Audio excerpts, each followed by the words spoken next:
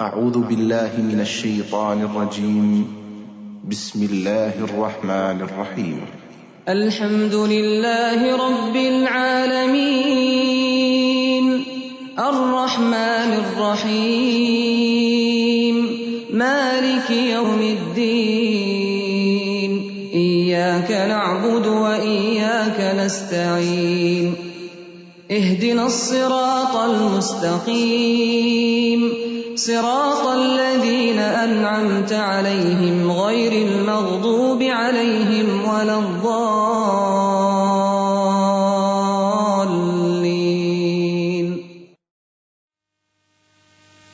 السلام علیکم ورحمۃ اللہ وبرکاتہ. نحمده ونصلي على رسوله الكريم. اما بعد فاعوذ بالله من الشيطان الرجيم. بسم اللہ الرحمن الرحیم. رب اشرح لی صدری ویسر لی امری واحلل عقدۃ من لسانی یفقہوا قولی. ہمارا آج کا موضوع گفتگو ہے کہ ہم روزہ کیوں رکھیں. ہم سب جانتے ہیں کہ روزہ ایک فرض عبادت ہے، اللہ تعالیٰ کا حکم ہے. یہ بات ہم بچپن سے سنتے آئے ہیں، لیکن یہ بات کہاں لکھی ہوئی ہے، ہمیں کیسے پتہ چلی ہے کہ واقعی فرض عبادت ہے؟ تو اس سلسلے میں آئیے ہم اللہ تعالیٰ کی کتاب قرآن پاک کی طرف رجوع کرتے ہیں، جو ہم سب کے لیے، تمام انسانیت کے لیے کتاب ہدایت ہے. قرآن پاک کی سورۃ البقرہ آیت نمبر 183 میں اللہ سبحانہ تعالیٰ فرماتے ہیں: یا ایھا الذین آمنوا کتب علیکم الصیام کما کتب علی الذین من قبلکم لعلکم تتقون. اے لوگو جو ایمان لائے ہو، تم پر روزے فرض کیے گئے جیسے تم سے پہلی قوموں پر فرض کیے گئے تھے، تاکہ تم میں تقوی پیدا ہو.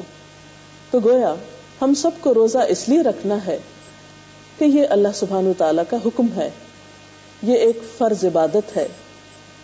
اور یہ صرف ہم پر ہی فرض نہیں بلکہ پہلی امتوں پر بھی فرض تھا. پھر ہم دیکھتے ہیں کہ قرآن پاک میں ہی اللہ سبحانہ تعالیٰ فرماتے ہیں: فمن شہد منکم الشہر فلیصم. اب جو شخص اس مہینے کو پائے اسے لازم ہے کہ وہ اس کے روزے رکھے. گویا یہ ایک تاکیدی حکم ہے. ہاں، اگر کوئی مجبوری ہو، بیماری ہو، عذر ہو، تو اس صورت میں فرمایا: ومن کان مریضا او علی سفر فعدۃ من ایام اخر. اور جو کوئی مریض ہو یا سفر پر ہو تو وہ دوسرے دنوں سے گنتی پوری کر لے. گویا اگر وہ رمضان میں روزہ نہیں رکھ سکا تو رمضان کے بعد اس کو قضا روزہ رکھنا ہوگا، گنتی پوری کرنی ہوگی. اور ایسا کیوں ہے کہ یرید اللہ بکم الیسر ولا یرید بکم العسر. اللہ تعالیٰ تمہارے ساتھ نرمی چاہتا ہے، سختی نہیں کرنا چاہتا. وَلِتُكْمِلُوا الْعِدَّةَ. اور یہ طریقہ تمہیں اس لیے بتایا جا رہا ہے تاکہ تم روزوں کی تعداد پوری کرو. تو اس سے ہمیں یہ بھی پتہ چل رہا ہے کہ نہ صرف یہ کہ ہمیں روزے رکھنا ہے، بلکہ اس سال میں جتنے بھی روزے ہوں گے 29 یا 30 ان کی گنتی بھی پوری کرنا ہے. اور پھر وَلِتُكَبِّرُوا اللَّهَ عَلَى مَا هَدَاكُمْ وَلَعَلَّكُمْ تَشْكُرُونَ. اور جس ہدایت سے اللہ نے تمہیں سرفراز کیا ہے اس پر اللہ کی بڑائی کا اظہار کرو اور تاکہ تم شکر ادا کر سکو. قرآن پاک کے علاوہ حدیث رسول صلی اللہ علیہ وسلم سے بھی ہمیں روزے کی فرضیت کا پتہ چلتا ہے. ابن عمر کی روایت ہے: عن ابن عمر رضی اللہ تعالی عنہ قال رسول اللہ صلی اللہ علیہ وسلم: بنی الاسلام علی 5: شہادت ان لا الہ الا اللہ وان محمد رسول اللہ واقام الصلاۃ وایتاء الزکاۃ والحج وصوم رمضان. رواہ البخاری. حضرت ابن عمر یعنی عبداللہ بن عمر رضی اللہ تعالی عنہ فرماتے ہیں کہ نبی اکرم صلی اللہ علیہ وسلم نے فرمایا: اسلام کی بنیاد 5 چیزوں پر ہے. اور بنیاد یعنی فاؤنڈیشن، جس پر کوئی چیز قائم ہوتی ہے. تو گویا اسلام کی عمارت 5 چیزوں پر یا 5 پلرز پر قائم ہے. جس میں سب سے پہلی چیز اس بات کی گواہی کہ اللہ کے سوا کوئی معبود نہیں اور محمد صلی اللہ علیہ وسلم اللہ کے رسول ہیں، یعنی ہمارے پاس اللہ تعالیٰ کے پیغامات لے کر آئے ہیں کہ ہمیں کیا کرنا چاہیے اور کیا نہیں کرنا چاہیے. اور پھر نماز قائم کرنا، زکوٰۃ ادا کرنا، حج کرنا اور رمضان کے روزے رکھنا. تو گویا اللہ تعالیٰ کی کتاب کے بعد رسول اکرم صلی اللہ علیہ وسلم کی تعلیمات سے بھی ہمیں یہ بات پتہ چلتی ہے کہ روزہ مسلمانوں کے لیے ایک بنیادی عبادت ہے، اہم ترین عبادت ہے. اس کے بغیر دین کا تصور مکمل نہیں ہوتا. ایک اور حدیث سے ہمیں پتہ چلتا ہے، حضرت ابو ہریرہ رضی اللہ تعالی عنہ روایت کرتے ہیں کہ ایک اعرابی نبی صلی اللہ علیہ وسلم کی خدمت میں حاضر ہوا اور عرض کیا کہ مجھے کوئی ایسا عمل بتائیے کہ جس کے کرنے سے میں جنت میں داخل ہو جاؤں.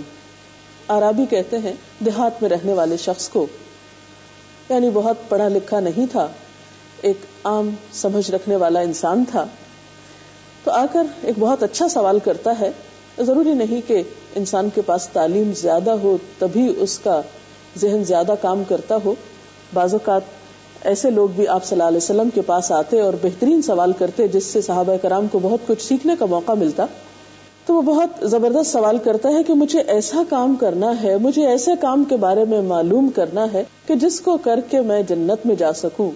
تو آپ صلی اللہ علیہ وسلم نے فرمایا، اللہ تعالیٰ کی عبادت کرو، اس کے ساتھ کسی کو شریک نہ کرو، فرض نماز قائم کرو، فرض زکوٰۃ ادا کرو اور رمضان کے روزے رکھو.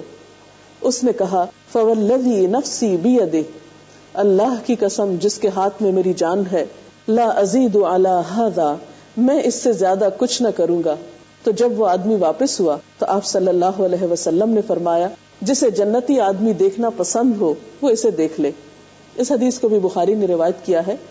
تو اس سے پتہ چلتا ہے کہ فرائض کی ادائیگی انسان کے لیے جنت کے دروازے کھولتی ہے.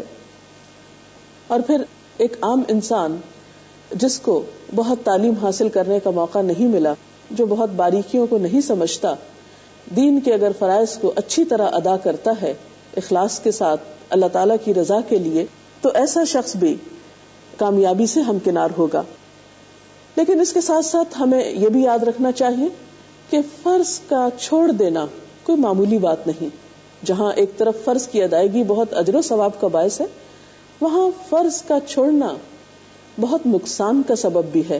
اسی لیے ہم دیکھتے ہیں کہ آپ صلی اللہ علیہ وسلم نے ان لوگوں کی سزا بھی بہت سخت بتائی جو جان بوجھ کر روزہ چھوڑ دیتے ہیں اور بغیر کسی عذر کے، بغیر یعنی سفر کے یا بیماری کے، بلا وجہ صحت مند ہوتے ہوئے، مواقع پاتے ہوئے بھی روزے کی پرواہ نہیں کرتے. تو اس میں ایک جو روایت ہے وہ یوں ہے کچھ. حضرت ابو امامہ باہلی کہتے ہیں، میں نے نبی صلی اللہ علیہ وسلم کو فرماتے ہوئے سنا کہ میں سویا ہوا تھا، میرے پاس دو آدمی آئے، انہوں نے مجھے بازوؤں سے پکڑا اور مجھے ایک مشکل چڑھائی والے پہاڑ پر لائے اور دونوں نے کہا، آپ اس پہاڑ پر چڑھیں. میں نے کہا، میں نہیں چڑھ سکتا. انہوں نے کہا، ہم آپ کے لیے سہولت پیدا کر دیں گے. پس میں چڑھ گیا یہاں تک کہ میں پہاڑ کی چوٹی پر پہنچ گیا. میں نے پوچھا، یہ آوازیں کیسی ہیں؟ انہوں نے کہا، یہ جہنم والوں کی چیخ و پکار ہے. پھر میرے ساتھ وہ آگے بڑھے جہاں میں نے کچھ لوگ الٹے لٹکے ہوئے دیکھے جن کے منہ کو چیر دیا گیا تھا اور اس سے خون بہ رہا تھا. میں نے پوچھا، یہ کون لوگ ہیں؟ انہوں نے جواب دیا، یہ وہ لوگ ہیں جو روزہ وقت سے پہلے افطار کر لیا کرتے تھے، یعنی روزے کا احترام نہیں کرتے تھے، اس فرض کو پوری طرح ادا نہیں کرتے تھے. یہ روایت ابن خزیمہ نے بیان کی ہے. بات یہ ہے کہ اس میں ہم دیکھتے ہیں کہ نبی صلی اللہ علیہ وسلم نے خواب میں یہ دیکھا تھا جس کو آپ نے صحابہ کرام کے سامنے بیان کیا. تو یہاں یہ بات بھی ذہن میں رہے کہ انبیاء کے خواب سچے ہوتے ہیں اور انبیاء علیہم السلام کو صرف جاگتے حالت میں ہی تعلیم نہیں دی گئی، خوابوں کے ذریعے بھی تعلیم دی گئی ہے. اور آپ دیکھیے کہ جو شخص صرف دن میں نہیں رات میں بھی تعلیم کا کام کرتا ہے، یعنی خواب کے ذریعے کچھ سیکھتا ہے اور پھر دن میں سکھاتا ہے، تو اس کے عمل کی قوت دگنی ہو جاتی ہے. بہرحال ترمذی کی ایک اور روایت ہے، آپ صلی اللہ علیہ وسلم نے فرمایا، من افطر یوما من رمضان من غیر رخصت ولا مرض لم يقضه صوم الدہر کلہ وان صام.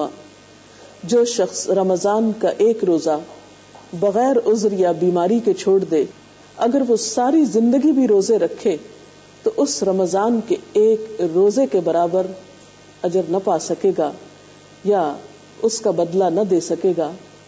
تو اس سے آپ اندازہ لگا سکتے ہیں کہ جہاں ایک طرف اس مہینے کے ایک ایک روزے کا بہترین اجر ہے، وہاں ایک روزہ بغیر کسی وجہ کے، بغیر کسی مجبوری کے چھوڑ دینے کا نقصان کتنا بڑا ہے کہ رمضان کے علاوہ اگر انسان سال بھر بھی روزے رکھتا رہے تو اس ایک دن کی تلافی وہ نہ کر سکے گا.